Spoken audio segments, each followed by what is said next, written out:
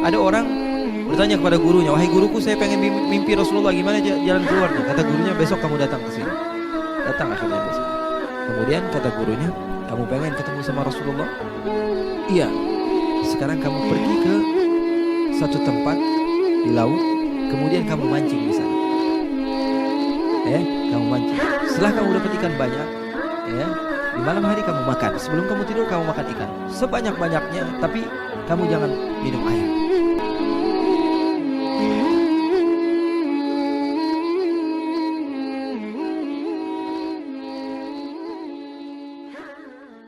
Namanya Goa Thawr. Goa apa? Thawr. Di dalam goa, cerita yang sudah masyhur, semua di antara kalian mungkin sudah mendengar bahwa Nabi Muhammad SAW bersama Sayyidina Abu Bakar, sebelum Sayyidina Abu Bakar masuk, sebelum Rasulullah masuk, Sayyidina Abu Bakar mengatakan, biar saya duluan yang masuk ya Rasulullah. Kenapa? Karena saya takut ada binatang yang mengganggu kamu. Sehingga Sayyidina Abu Bakar melihat ada beberapa bolongan, kemudian diambil baju Sayyidina Abu Bakar, dia buka. Daripada baju-baju Sayyidina Abu Bakar atau sorban Sayyidina Abu Bakar dipotong-potong sehingga menutupi bolongan-bolongan yang ada. Paham? Ceritanya masyhur atau tidak? Sudah sering kita dengar atau tidak? Sehingga Sayyidina Abu Bakar mengatakan kepada Rasulullah, ya Rasulullah silahkan masuk. Sayyidina Abu Bakar duduk, Rasulullah tidur di pangkuan Sayyidina Abu Bakar. Ternyata di kaki Sayyidina Abu Bakar masih ada bolongan. Dan ternyata kaki Sayyidina Abu Bakar digigit ataupun apa, diapain? Kalau bahasa Surabaya apa? Dicokot. Kalau kata orang Sunda, cokot itu apa? Diambil. Sehingga berbisa kaki siapa? Kaki Sayyidina Abu Bakar. Dia pun menangis.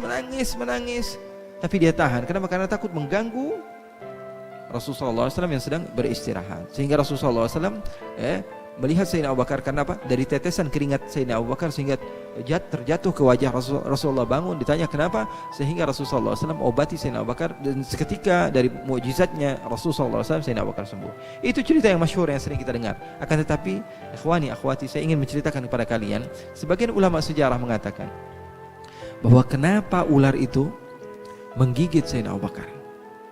Maka dikatakan ular pun berharap untuk memandang kepada wajah Rasulullah, tapi Sayyidina Abu Bakar menutupi tempat tersebut daripada pemandangan kepada Nabi besar Muhammad sallallahu alaihi wasallam.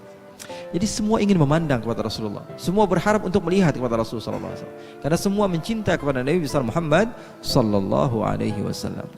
Jadi ikhwani, akhwati yang dimuliakan oleh Allah Subhanahu wa taala, poin yang ingin saya sampaikan kepada kalian itu saja. Kalau kalian ingin benar-benar mutawa'ah kepada Rasulullah SAW, harus cinta. Kalau pengen cinta kepada Rasulullah SAW, harus kenal. Tak kenal maka tak sayang. Ini kalau saya tanya kepada kalian semua, nenek kalian itu orang terdekat kalian atau bukan? Kakek orang dekat kalian atau bukan? Bapak orang terdekat kalian atau bukan? Ibu orang terdekat kalian atau bukan? Kalau saya tanya sekarang, neneknya Rasulullah namanya siapa? Fatimah binti Fatimah binti Amr bin A'id al-Makhzumiyah. Barakallahu fiki. Kalau saya tanya sekarang, Wahab punya istri, berarti neneknya Rasulullah. Ibunya Aminah, siapa namanya?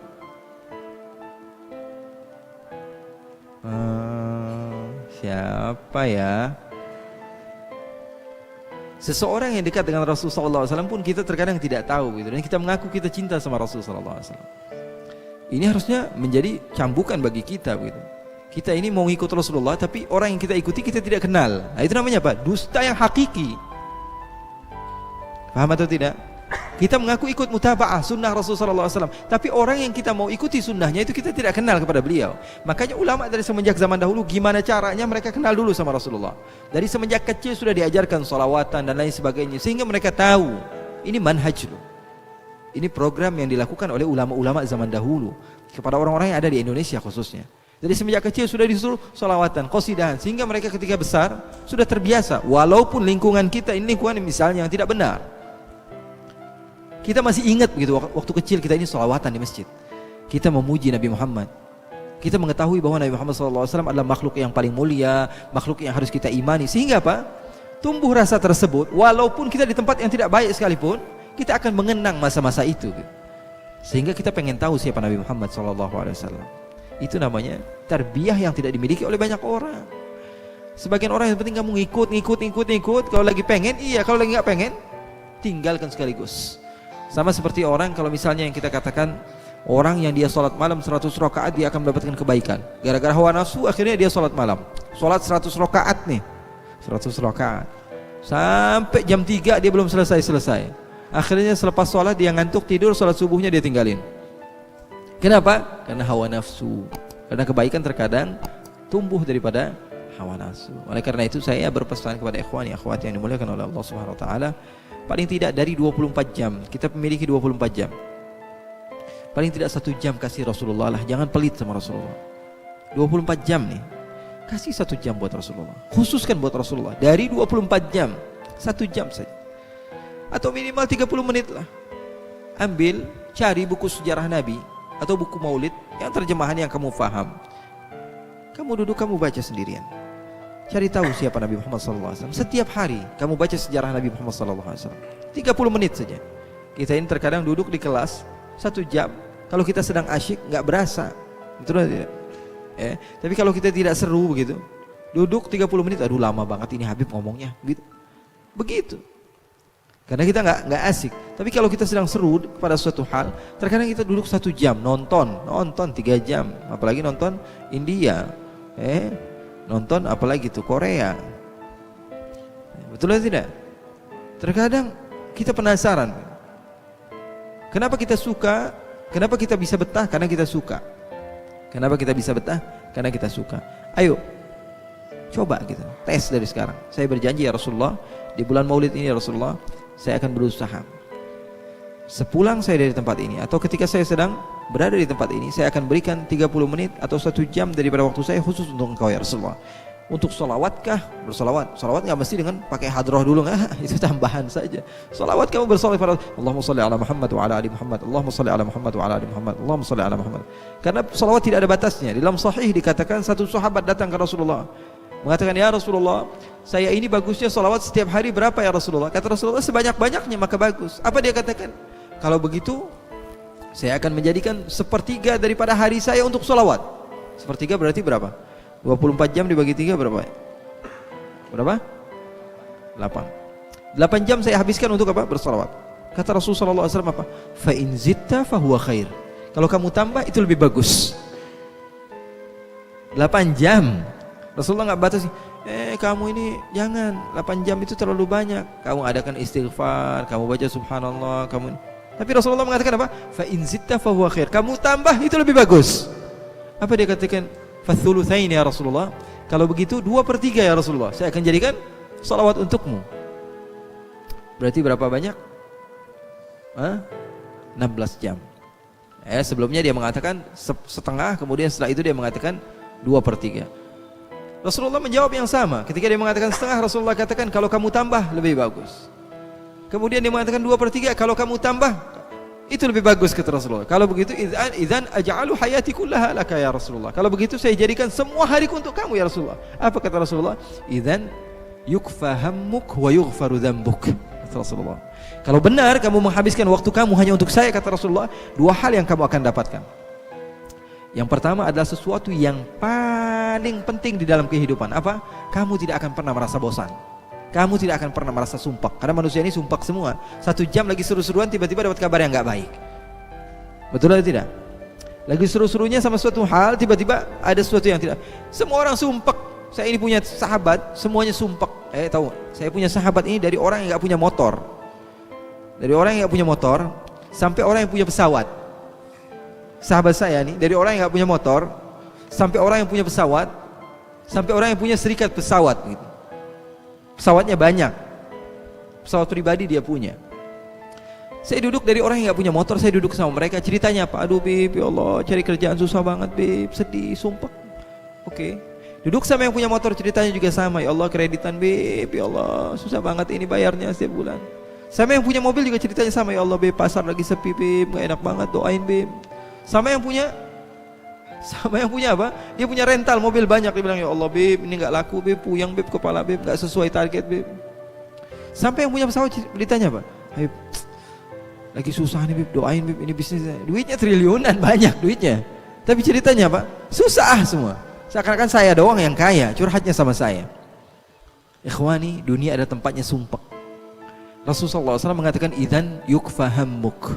Kalau kamu menghabiskan waktu kamu untuk saya, kata Rasulullah SAW, berarti kamu tidak akan pernah merasa sumpah. Kamu tidak akan pernah merasa bosan. Ini adalah bosan, ini adalah penyakit terbesar yang kita punya. Punya uang banyak tapi ngerasa bosan, rasa sumpah. Apa yang kita rasakan? Gak ada kenikmatan sama sekali. Maka Rasulullah mengatakan idzan yukfahammuk.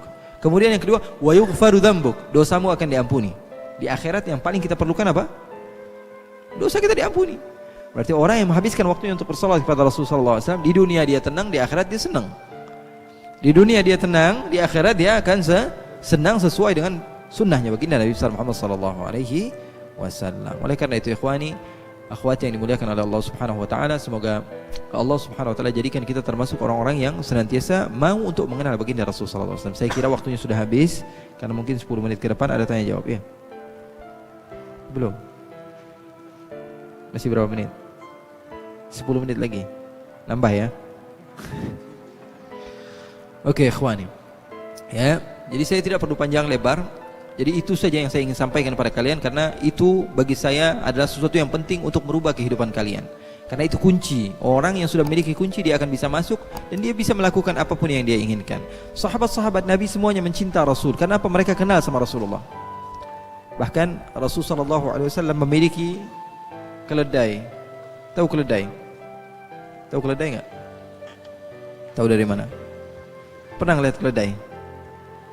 Enggak pernah? Keledai itu binatang seperti kuda, dia lebih kecil. Tapi aneh binatang ini. Saya dulu di Hadramaut pernah belajar di Yaman. Saya kuliah S1 saya di Yaman. Ya, sebagian sahabat-sahabat saya mungkin yang ngisi kajian minggu lalu, Habib Muhammad bin Anis itu bareng sama saya di sana. Tapi dia mondok ya, masya Allah dia. Kalau saya kuliah di sana, jadi saya lebih bebas gitu, keluar ke beberapa tempat. Di asrama saya, di depan asrama ada keledai. Ya, keledai itu apa? Keledai itu binatang yang aneh. Binatang yang kalau dia itu kita suruh belok kanan, dia ke kiri. Bodohnya luar biasa. Na'udzubillah min dzalik. Kalau kita suruh ke kiri, dia ke kanan. Ya, ngasih sen kanan, dia ke kiri. Itu keledai. Keledai kalau kita suruh maju, dia mundur. Kalau kita suruh mundur, dia maju. Ya, keledai itu makhluk yang aneh, makhluk Allah yang aneh. Kalau dia sudah mengeluarkan suaranya, inna lillahi wa inna ilaihi raji'un. Malam-malam nih kalau dia sudah teriak, dia nggak teriak aja udah jelek banget suaranya. Sama seperti orang yang lagi muntah gitu. Ini suara keledai kayak orang lagi muntah gitu. Ya, kita kadang-kadang sumpek dengar suaranya. Bahkan Allah Subhanahu wa taala katakan dalam Al-Qur'an, inna ankaral aswat la sautul hamir. Bahkan Allah mengatakan dalam Al-Quran, sungguhnya suara yang paling terburuk adalah suaranya keledai. Bayangkan. Jadi kan makanya orang Arab tuh kalau misalnya lagi sumpek sama orang yang panggil ya himar, hei keledai gitu. Karena nggak ada lagi ya makhluk Allah Subhanahu wa taala yang aneh seperti itu. Keledai Rasulullah SAW memiliki keledai. Rasulullah memiliki keledai. Makhluk yang paling agung memiliki keledai. Rasulullah SAW beri nama keledai tersebut dengan nama Ya'fur. Apa namanya? Ya'fur. Karena Rasulullah SAW apapun yang Rasulullah miliki, Rasulullah kasih nama. Rasulullah kasih nama. Contoh, Rasulullah SAW memiliki satu tempat wadah, di situ ada apa? Ada siwaknya, ada cermin, ada segala macam, itu dikasih nama semua. Rasulullah SAW memiliki apa? Keledai dikasih nama, unta dikasih nama. Rasulullah SAW memiliki pedang dikasih nama. Rasulullah memiliki baju dikasih nama. Rasulullah suka ngasih nama. Makanya saya juga di rumah itu, kamar-kamar rumah saya kasih nama semua.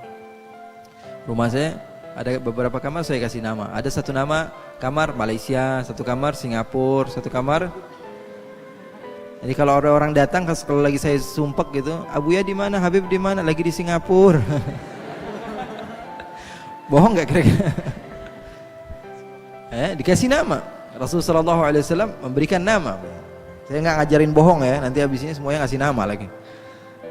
Nabi Muhammad SAW memiliki keledai namanya Ya'fur. Keledai tersebut adalah keledai yang senantiasa bersama Rasulullah SAW. Bahkan katanya, kalau Rasulullah sedang memerlukan Sayyidina Abu Bakar, keledai itu tahu gitu. Datang ke rumah Sayyidina Abu Bakar, kepalanya diketok-ketokin ke pintu rumah Sayyidina Abu Bakar. Sayyidina Abu Bakar buka, oh ada Ya'fur, berarti Rasulullah manggil saya. Rasulullah datang. Dia pun datang kepada Rasulullah SAW. Sayyidina Umar pun begitu, Sayyidina Uthman, Sayyidina Ali. Sehingga wafatnya Rasulullah SAW ketika Rasulullah SAW intaqala ila rafiqil a'la, Rasulullah SAW berpindah. Maka apa yang terjadi? Ya'fur ini dia, apa yang dia lakukan? Dia muter-muterin kota Madinah. Dia keliling ke sana kemari, dia seperti orang yang bingung, seperti orang yang gila. Kenapa? Karena dia sudah kenal sama Rasulullah. Tiba-tiba orang yang dia kenal sudah tidak ada bersama dia. Apa yang dia lakukan? Dia cari satu sumur, kemudian dia masukkan dirinya ke dalam sumur. Karena dia sudah tidak kuat lagi hidup tanpa Nabi besar Muhammad SAW. Keledai. Bahkan Rasulullah SAW memiliki unta yang bernama Duldul. Unta Rasulullah namanya siapa? Duldul. Kalau kamu pecinta, apapun yang bersangkut berhubungan dengan orang yang kamu cinta, kamu akan kenal. Bapaknya dicari tahu, kerjanya apa, ibunya siapa, dia orangnya mana, orang asli mana. Itu kalau orang bercinta begitu. Nabi Muhammad SAW memiliki unta namanya siapa? Duldul. Unta ini juga sama. Ketika Rasulullah SAW wafat, intaqala ila rafiqil a'la, apa yang dilakukan oleh unta tersebut? Dia tidak mau makan, dia tidak mau minum, dia tidak mau keluar dari kandangnya, sehingga dia pun kurus kemudian mati, kemudian wafat. Ini adalah makhluk-makhluk yang bagi kita tidak memiliki akal, tapi mereka memiliki cinta. Bahkan di dalam sahih, Nabi Muhammad SAW memiliki apa? Memiliki mimbar. Rasulullah SAW memiliki mimbar yang dulunya Rasulullah SAW berpegang kepada pohon kurma yang Rasulullah SAW senantiasa menyandar kepadanya. Kemudian dibuatkan mimbar. Ketika Rasulullah SAW sedang berceramah, mimbar tersebut ataupun pohon yang biasanya Rasulullah SAW bersandar kepadanya menangis. Bukan hanya Rasulullah yang mendengar, tapi semua orang yang hadir mendengar. Sehingga Rasulullah SAW turun daripada mimbarnya lalu dipeluk oleh Rasulullah SAW. Lalu Rasulullah meneruskan khutbahnya dan Rasulullah mengatakan, kalau saja saya tidak peluk dia dan saya katakan bahwa tempat dia adalah di surga, maka kalian, anak cucu kalian akan mendengar rintihannya sampai hari kiamat. Kenapa? Karena sudah kenal. Jadi ikhwani, akhwati yang dimuliakan oleh Allah Subhanahu wa taala, ya, pesan saya itu saja. Kenali Rasulullah. Kenali Rasulullah. Kalau sudah kenal pasti cinta. Kata Imam Al-Ghazali, beliau mengatakan umumnya orang itu bisa cinta sama orang lain karena apa? Ketampanannya. Betul atau tidak? Suka sama cewek biasanya karena apa? Pertama, faktor cantik, karena mata kadang nipu. Cewek juga suka sama cowok misalnya gara-gara apa? Gara-gara tampannya dia. Bayangkan Nabi Muhammad ini nggak ada yang lebih tampan dari Nabi Muhammad. Gimana nggak suka orang? Katanya bukankah Nabi Yusuf itu lelaki yang begitu tampan sehingga apa? Perempuan-perempuan itu berkumpul, kemudian ketika melihat wajahnya mereka memotong tangan mereka, bukan apel yang mereka potong. Maka dikatakan wa sahbu Zulaikha law ra'ayna jabinahu la atharna taqti'ul qulubi 'ala al-aidi. Kalaupun sahabat Zulaikha itu dihidupkan lagi oleh Allah Subhanahu wa taala, kemudian dihadirkan pisau dan apel di hadapan mereka, maka ketika Rasulullah SAW keluar, hati mereka akan terpotong-potong sebelum mereka memotong tangan mereka. Shallu 'ala Nabi Muhammad. Keindahan Nabi Muhammad SAW begitu luar biasa, sehingga sebagian orang itu kalau misalnya ketemu sama Rasulullah nggak bisa ngomong gitu. Ini sudah dicatat semua, mau ngomong apa di hadapan Rasul. Ketika di hadapan Rasulullah nggak bisa ngomong, sehingga ada seorang perempuan itu gemetar. Lagi ketemu sama Rasulullah nggak bisa ngomong begitu. Kata Rasulullah, ya miskinah, aliki bisakinah. Wahai perempuan, kata Rasulullah SAW, kamu tenang saja, karena ibu saya ini sama seperti kamu, makan qadid, deng-deng begitu, sama. Kita ini nggak ada bedanya, kata Rasulullah SAW. Jadi faktor orang itu bisa cinta gara-gara apa? Ketampanannya. Nabi Muhammad SAW makhluk yang paling tampan. Yang kedua karena baiknya dia, biasanya mengeluarkan harta dan lain sebagainya. Nabi Muhammad SAW adalah orang yang paling terutama dalam masalah itu. Baca sejarah Nabi Muhammad SAW kalian akan tahu. Nabi Muhammad bahkan pernah memberikan kepada seseorang jumlah bilangan kambing yang banyak, sehingga orang tersebut pulang ke kampungnya mengatakan aslimu aslimu fa inna Muhammadan yu'ti ata'a man la yakhshal faqr. Masuk Islam kalian semua, karena Muhammad saya datang pengen tanya tentang Islam, belum dijelaskan tentang Islam tapi saya dikasih ribuan kambing. Masuk, akhirnya satu kampung masuk Islam tanpa perlu ceramah Nabi Muhammad. Nabi Muhammad memberikan harta yang banyak. Di dalam riwayat dikatakan Siti Aisyah bercerita, Nabi Muhammad pulang daripada satu peperangan membawa harta yang banyak. Rasulullah bagikan. Waktu subuh Rasulullah bagikan, sampai datangnya waktu duhur belum selesai Rasulullah bagikan hartanya. Saking banyaknya harta baginda Rasulullah SAW. Rasulullah pulang, tanya sama Siti Aisyah, wahai Aisyah, makan apa kita siang ini? Kata Siti Aisyah, ya Rasulullah, dari pagi saya nunggu, siapa tahu kita ini dapat jatah daripada harta tersebut. Oh, kata Rasulullah, saya begitu asyik bagikan harta sehingga lupa rumah saya belum kebagian, kata Rasulullah. Kalau begitu bagaimana? Idzan nasum, kata Rasulullah. Kalau begitu kita puasa lagi, kata Rasulullah. Asik memberikan harta sehingga lupa kepada rumahnya sendiri. Itulah baginda Nabi Muhammad SAW. Keberanian Biasanya orang tuh melihat, wah ini orang ini jawara nih, enak kalau dekat dia kita nggak perlu takut. Kalian tahu Umar bin Al-Khattab, sahabat Nabi, beliau senantiasa mengatakan, kunna idha hamiyal watis ittaqaina bi Rasulillah. Kami ini kalau sedang perang, kemudian perang sedang berkecambuk, semua musuh maju ke depan, apa yang kami lakukan? Kami ngumpet di belakang Rasulullah. Ini Umar bin Al-Khattab yang dikatakan oleh Rasulullah SAW, idza salaka Umar fajjan illa wa salaka syaitanu fajjan akhar. Kalau Sayyidina Umar melewati satu gang, setan pasti cari gang yang lain. Apa kata-kata beliau? Beliau mengatakan, kami kalau perang sedang berkecambuk, kami ngumpet di belakang Rasulullah. Karena keberanian Rasulullah SAW. Pernah seorang namanya Rukana, dan saya kira waktunya udah habis ya. Gak apa-apa? Sudah. Wallahu a'lam bissawab. Semoga Allah Subhanahu wa taala jadikan pertemuan ini adalah pertemuan yang baik bagi kita semua, dan insyaallah kita pulang membawa ilmu, ilmu. Itu yang saya harapkan dari setiap kajian saya. Jangan pulang hanya sekedar kita jumpa-jumpa, foto-foto biar nambah followersnya lah, udahlah. Yang terpenting apa? Kita pulang dari satu kajian, satu majelis, pulang bawa ilmu. Itu yang saya harapkan. Pulang bawa ilmu. Insyaallah manfaat. Wassallallahu wa jalla Muhammadin walhamdulillahi rabbil alamin. Baik, terima kasih Habib atas ilmu yang telah diberikan kepada kita semua. Selanjutnya saya akan membacakan pertanyaan dari jamaah sekalian. Di sini sudah ada beberapa pertanyaan yang masuk. Mohon maaf, kami akan membacakan hanya 3 pertanyaan saja karena mengingat waktunya sudah agak malam. Untuk pertanyaan yang pertama, Assalamualaikum ya Habib, saya hamba Allah dari Tuban. Alhamdulillah pada kesempatan hari ini bisa mengikuti pengajian Habib Ali. Saya ingin bertanya, setiap waktu dan setiap kali saya berbuat maksiat atau tidak berbuat, saya selalu ingat Allah. Apakah suatu hinaan bagi Allah apabila saya berbuat maksiat tapi mengingat Allah dan maksiat itu tetap saya lakukan? Kemudian saya selalu mengingat Allah, namun kadangkala di hati saya seolah Allah itu berbentuk seseorang yang berbaju putih dan bersorban sambil duduk di sebuah singgasana, sehingga seringkali saya mengatakan bahwa kamu adalah iblis yang ingin menyesatkanku. Sehabis itu, untuk tidak mengira Allah berbentuk di dunia, saya mengingat lafadznya Allah saja. Mohon pencerahannya Habib. Waalaikumsalam warahmatullahi wabarakatuh. Tanda Allah Subhanahu wa taala menjadikan seseorang itu adalah seorang yang syaqi, seseorang yang akan menempati nerakanya Allah, adalah ketika Allah Subhanahu wa taala memberikan kepada dia bukti bahwa sungguhnya Allah ada, akan tapi dia senantiasa tidak mematuhi perintah Allah.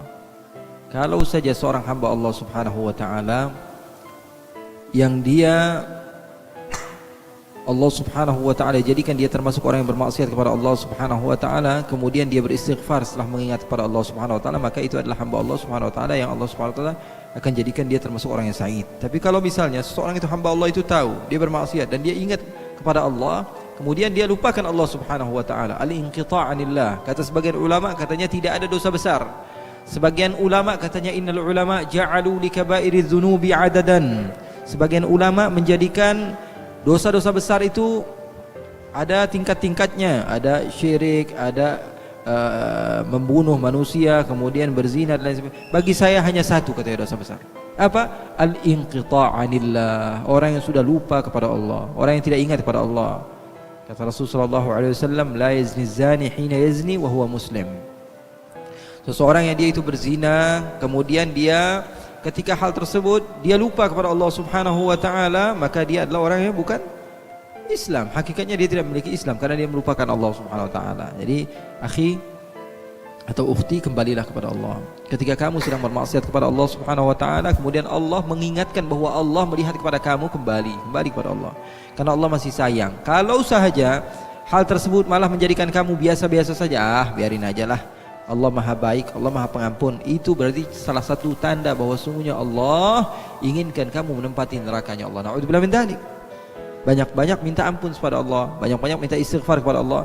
Karena kata Rasulullah, kullun muyassarun lima khuliqa lahu, setiap orang itu dipermudah untuk apa hakikat dia diciptakan. Kalau sudah di tempat-tempat yang baik masih bermaksiat, berarti itu hakikat penciptaan dia untuk begitu. Hatinya sudah lagi baik, ini ingat sama Allah tapi tetap mau maksiat, berarti memang udah diciptakan untuk seperti itu gitu. Tapi jangan menyerah. Kalau menyerah berarti memang untuk itu. Kalau kamu menyerah, wah berarti saya sudah, berarti untuk itu berarti kamu diciptakan. Kamu lawan itu. Kamu yakinkan kepada Allah, ya Allah, saya ini bermaksiat, dan Rasulullah mengatakan an-nasu khatta'un, semua manusia itu bersalah. Wa khairul khatta'in at-tawwabun, sebaik-baiknya orang yang bersalah adalah orang yang mau kembali kepada Allah. Semua orang bersalah tanpa terkecuali, laisa illa, semuanya orang bersalah. Semua orang pernah bersalah. Saya dan kamu dan siapapun, kecuali para nabi yang maksum. Semuanya bersalah. Dan sebaik-baiknya orang yang bersalah adalah orang yang mau kembali kepada Allah. Orang yang mau kembali kepada Allah Subhanahu wa taala. Ketika dia ingat kepada Allah, dia kembali kepada Allah. Itu adalah orang yang baik, orang yang insyaallah akan dicatatkan kepada dia kebaikan. Pertanyaan yang kedua adalah penanyanya sama. Melihat Allah seakan-akan berbentuk makhluk. Penanyanya sama ya? Iya, pertanyaan. Sebagian orang dia mengatakan ini rasio, kami ini berbicara sesuai data dan fakta. Seseorang yang tidak pernah kami pandang berarti tidak ada.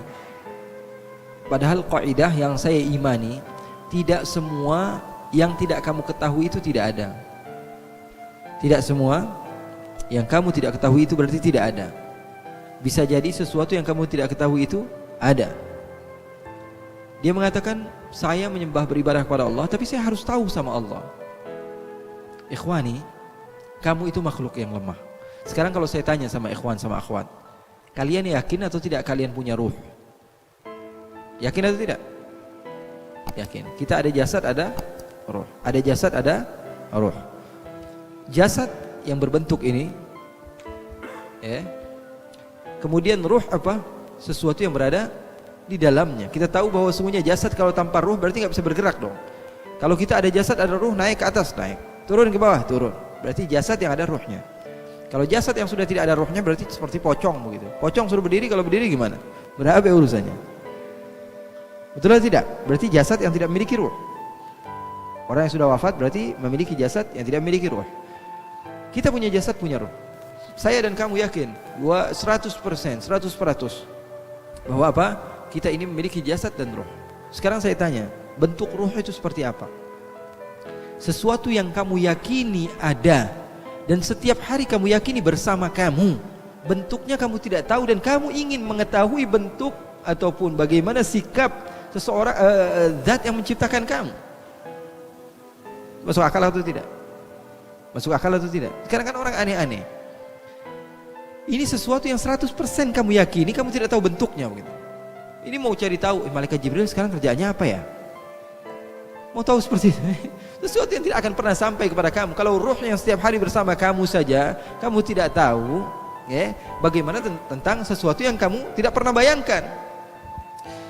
Malaikat katanya punya pekerjaan masing-masing. Malaikat Jibril penyampai wahyu, nabinya sudah ada. Terus malaikat Jibril ngapain sekarang? Nganggur dong. Ada yang bertanya sama saya begitu. Jawabannya apa? Jawabannya adalah pertanyaan kamu salah. Pertanyaannya salah.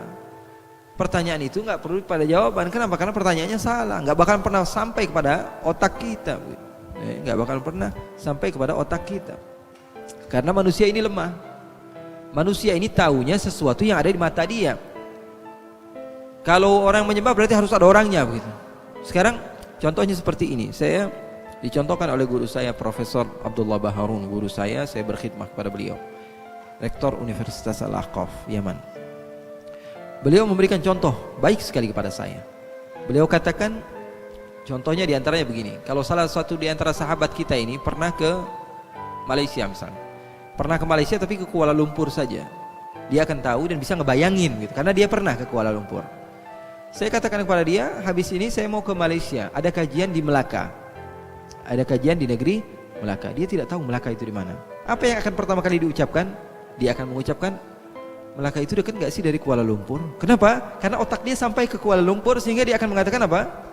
Melaka itu dekat nggak ke Kuala Lumpur?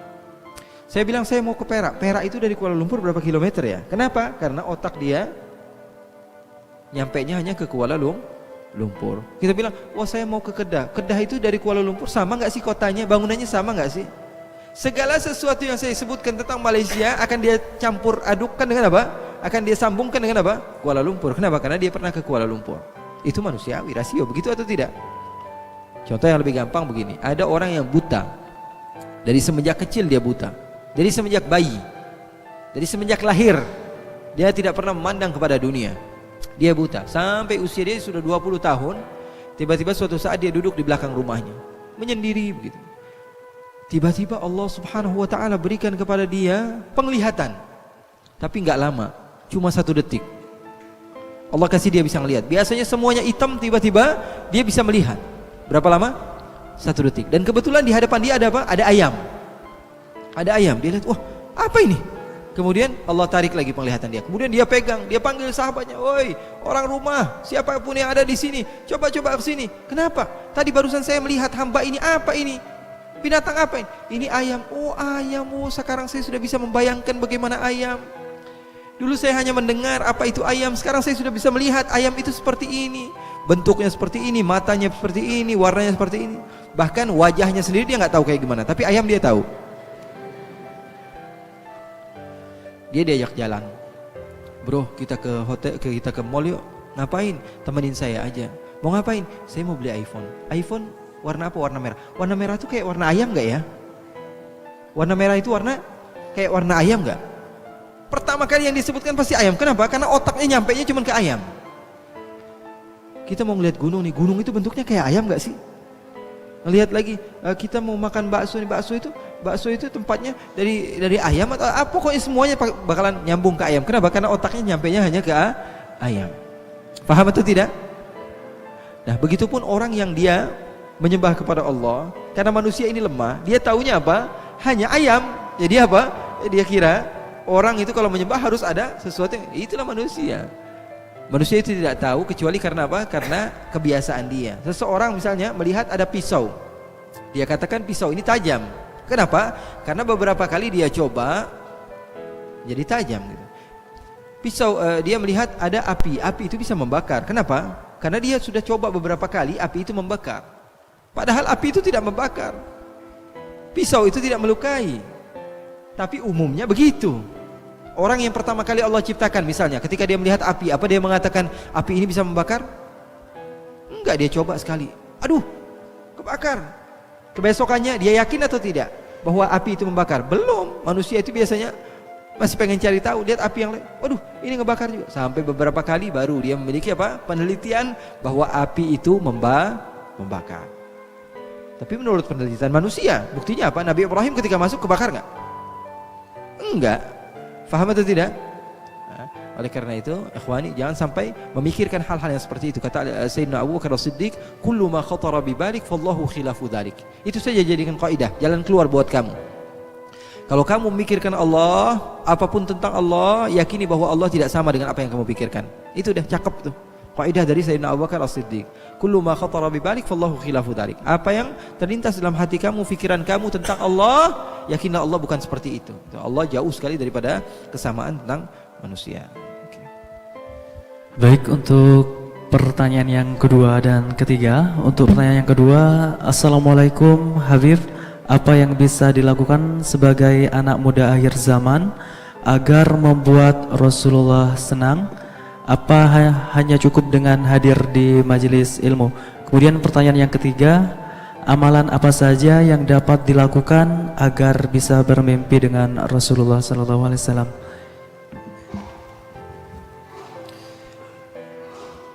Yang pertanyaan kedua, bagaimana cara seseorang bisa bermimpi? Yang pertama. Oh, yang ketiga. Yang kedua. Yang kedua, apa yang bisa dilakukan sebagai anak muda akhir zaman agar membuat bagaimana Rasulullah? cara dia bisa mendapatkan cinta Rasulullah SAW? Yang pertama dengan mengenal Rasulullah. Setelah itu dia akan mencinta. Setelah itu dia akan mutaba'ah kepada Rasulullah SAW. Ya, itu adalah program yang insya Allah menjadikan kamu dicintai oleh Rasulullah SAW. Yang pertama apa? Kamu kenali Rasulullah dulu. Jangan lewatin yang lain lah. Kenal dulu sama Rasulullah. Cari tahu. Pulang dari tempat ini, beli kitab sejarah. Baca sejarah Nabi Muhammad SAW dari awal Rasulullah SAW lahir sampai Rasulullah SAW intaqala ila rafiqil a'la. Cari tahu tentang Rasulullah, maka niscaya kamu akan cinta. Setelah mencinta Rasulullah SAW, kamu akan dicintai oleh Rasulullah. Rasulullah SAW sering mengatakan hal yang semikian rupa. Rasulullah dalam Sahih Muslim, kalian buka Sahih Muslim, Rasulullah mengatakan inna Uhudan jabalun yuhibbuna wa nuhibbuhu. Kata Rasulullah, gunung Uhud gunung yang cinta kepada kami dan kami cinta kepadanya. Rasulullah mengatakan gunung Uhud, perhatikan teksnya, gunung yang cinta kepada kami dan kami cinta kepadanya. Gunung dulu yang cinta atau Rasulullah dulu yang cinta? Gunung Uhud kata Rasulullah, gunung yang cinta kepada kami dan kami cinta kepadanya. Gunung dulu atau Rasulullah dulu? Ada usaha dari gunung untuk mencinta Rasulullah, maka Rasulullah mencinta gunung tersebut. Di dalam hadis lagi riwayat Ibn Majah, Nabi Muhammad SAW dikatakan ketika Rasulullah hijrah dari kota Makkah ke kota Madinah, itu semua orang datang kepada Rasulullah. Di antaranya perempuan-perempuan mengelilingi Rasulullah dan mengatakan apa? Nahnu jawari min bani Najjari ya habbadha Muhammadun min jari. Katanya kami ini perempuan-perempuan daripada apa? Golongan Bani Najjar. Kami sekarang merasa beruntung karena bisa bertemu dengan Rasulullah, bisa menjadi tetangganya Rasulullah sallallahu alaihi wasallam. Apa kata Rasulullah? Atuhibnani? Rasulullah tidak langsung mengatakan, "Oh, terima kasih banyak, saya cinta kepada kalian." Enggak. Rasulullah tanya dulu, "Atuhibnani? Kalian cinta kepada saya?" Qulna bala ya Rasulullah. Mereka mengatakan, "Iya ya Rasulullah." Apa kata Rasulullah? "Wallahu ya'lamu anna qalbi yuhibbukun." Sesungguhnya Allah lah yang tahu bahwa hati saya juga cinta kepada kalian. Adanya cinta setelah adanya cinta. Maka bagaimana cara untuk mendapatkan cinta Rasul? Kamu kenali Rasulullah, jangan langsung cinta, karena cinta tanpa pengenalan dusta. Kamu kenali Rasulullah SAW, setelah itu kamu cinta. Setelah cinta kamu akan dicinta oleh Rasulullah SAW karena mutaba'ah kamu kepada Nabi Muhammad SAW. Kemudian pertanyaan yang ketiga sama, bagaimana cara bermimpi dengan Rasulullah SAW? Senantiasa mengingat Rasulullah supaya bermimpi. Kenali Rasulullah. Kalau nggak kenal bagaimana bisa ngebayangin? Betul atau tidak? Nggak kenal bisa ngebayangin? Mustahil. Kalau ingin bermimpi dengan Rasulullah SAW, baca sejarah Nabi, baca syama'il Nabi Muhammad SAW, fizikal baginda Rasulullah SAW, bagaimana hidungnya, bagaimana matanya, bagaimana cara berjalannya, bagaimana, sudah tahu semua bakalan ke bawah begitu. Ada orang bertanya kepada gurunya, "Wahai guruku, saya pengen mimpi Rasulullah, gimana jalan keluarnya?" Kata gurunya, "Besok kamu datang ke sini." Datang akhirnya besok. Kemudian kata gurunya, "Kamu pengen ketemu sama Rasulullah?" "Iya." "Sekarang kamu pergi ke satu tempat di laut, kemudian kamu mancing di sana. Kamu mancing. Setelah kamu dapat ikan banyak, di malam hari kamu makan. Sebelum kamu tidur kamu makan ikan sebanyak-banyaknya, tapi kamu jangan minum air. Kamu makan ikan sebanyak-banyaknya, kamu jangan minum air." Akhirnya benar dia lakukan karena dia yakin sama gurunya, apapun yang dikatakan gurunya pasti benar. Dia pergi ke laut, dia mancing sebanyak-banyaknya ikan. Setelah itu apa? Dia pulang ke rumah di waktu malam, dia masak ikan yang banyak, dia makan sebanyak-banyaknya ikan sampai perutnya kenyang. Dia terus paksakan dan dia tidak makan apa? Dia tidak minum air. Kemudian dia tertidur. Ketika tertidur apa yang terjadi? Dia bermimpi bahwa sungguhnya dia di atas ikan yang besar, di atas lautan. Berjalan. Dia ingin minum tapi dia nggak bisa minum. Lautan tersebut dia sudah ngangak begitu, tapi air lautan nggak mau masuk ke. Akhirnya dia terbangun, akhirnya dia minum air. Kemudian besok pagi dia datang kepada gurunya, "Wahai guru, apa yang kau katakan itu semuanya salah. Saya nggak jadi mimpi Rasulullah, saya mimpi ikan besar," katanya. Kata gurunya, "Kenapa kamu bisa mimpi ikan? Karena sebelum tidur yang kamu pikirkan hanyalah ikan.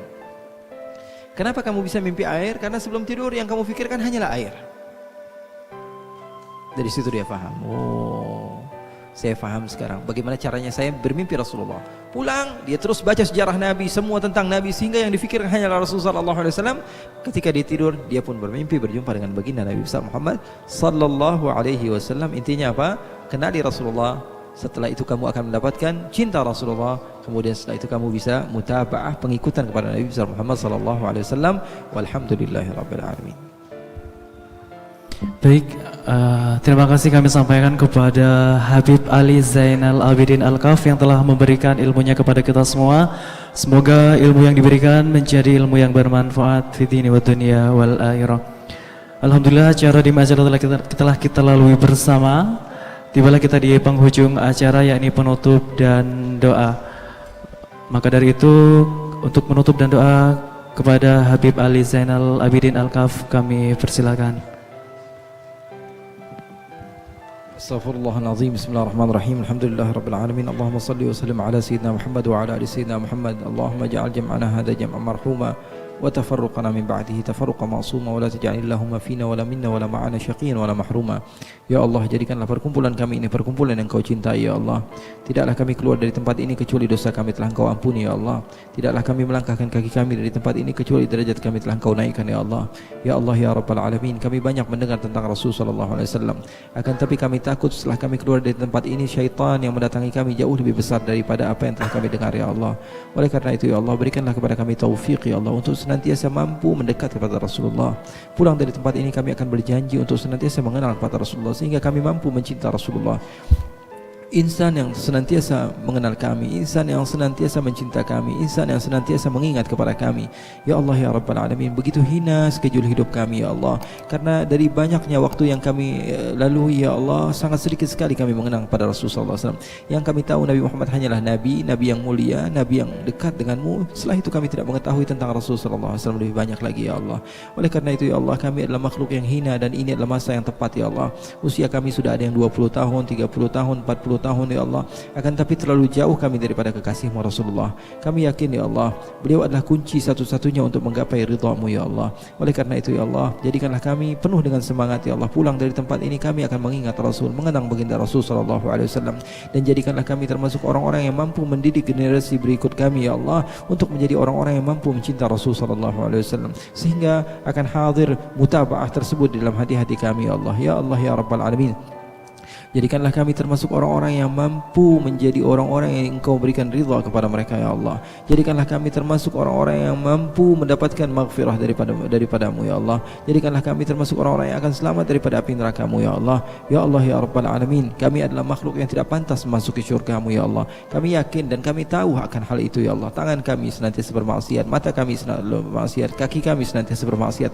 Kami yakin kami ini adalah manusia yang tidak pantas untuk mendapatkan syurga-Mu ya Allah. Kalaupun tangan kami nampak adalah soleh, mata kami soleh, kaki kami soleh, hati kami tidak soleh ya Allah. Kami yang lebih tahu siapa diri kami ya Allah.